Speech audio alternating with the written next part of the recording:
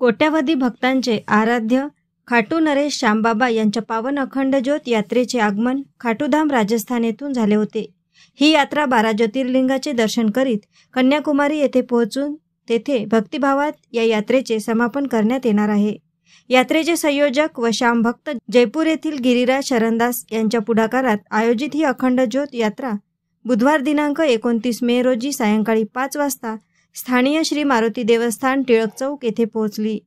तेथे आरती व पूजन केल्यानंतर असंख्य श्यामभक्तांच्या समवेत निशाण यात्रेच्या समवेत ही अखंड ज्योत यात्रा गावातील मुख्य मार्गाने सिनेमा चौक, गांधी चौक, शास्त्री चौक होत जेबी पार्क येथे श्री बालाजी खाटूश्याम मंदिरात पोहोचली होती।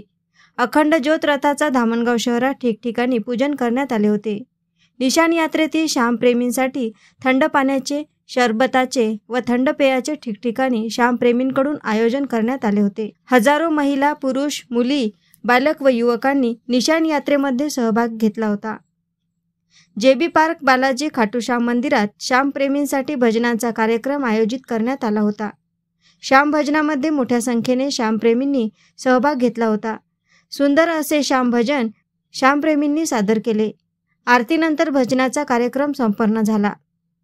श्याम भक्तांनी या अखंड ज्योत यात्रेत व भजन उत्सवात मोठ्या संख्येने सहभागी होऊन या अखंड ज्योतीचे दर्शन घेतले।